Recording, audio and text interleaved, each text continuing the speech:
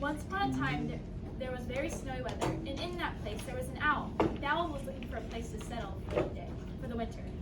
He was looking everywhere, but could not find a place to stay. Oh, there's not one place anywhere that I could stay. What will I do? The storm's almost here. A few minutes later, the owl passes by a cave. Perfect. I could stay here. I'm sure nobody will mind. The owl flies into the cave and sits down in the snow. Just then, a bat flies off the top of the cave down to the owl. What are you doing in my cave? Oh, I'm so sorry. I didn't mean to disturb you. You see, there's a snowstorm coming soon, and I was looking for a place to stay. Please let me stay, just till the storm passes. I won't bother anyone. The bat was sitting there still and was not paying attention to anything the owl had just said. So, are you gonna leave now or what?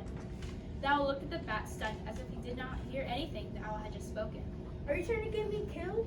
The storm will be bad, and I have nowhere else to stay. Killed? What do you mean? Don't you live out there? Okay. What I've been saying is that there will be a storm, and I have nowhere to stay. So please, may I stay here just while the storm passes by? The bat stays quiet and thinks, making the owl anxious. Then the bat finally blurts out something. You may stay here longer than just a storm. You may stay as long as you need to. The owl's anxiety quickly fades and he gets really happy. Thank you, thank you. You are doing me a huge favor. Would you like anything in return? There must be something I can do while I'm here. Chirped the owl happily. The bat looks at the owl and says, There's one thing. While you're here, I want you to feel welcome. the owl was very happy and agreed to what the bat had said and thanked him. And every day since then, the bat and the owl have become very good friends. They would always hang out inside the cave and go out into the snowy area sometimes. Until one day, while they were out playing in the snow and in the trees, there was a big gust of wind followed by a lot of snow. The owl noticed it and told the bat. Did you feel that? I think there's going to be a snowstorm. We should go back to the cave. The bat kept flying around the trees and snow, not listening to what the owl was saying. Bat, come on. We need to go to the cave. There's a storm coming quickly. No.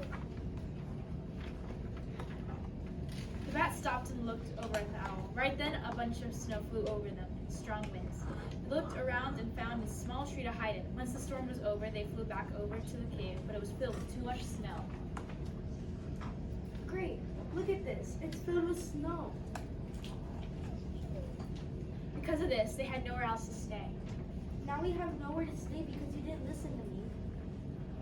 After the bat apologized, the owl felt bad for getting mad at the bat. The owl apologized for getting mad at the bat, and because of this, they were both happy again. We both apologized in our own cave, but the cave is still covered in all this snow. The bat sat there for a moment in silence until the bat finally came up with an idea. We should try to take off all the snow. The owl looks at the bat and nods. They both grab some sticks and start to scrape it off all the snow that is covering the cave. They kept taking it off, but very little would come off until finally, after a long time of hard teamwork, they got all of the snow off the cave. Yes, we did it.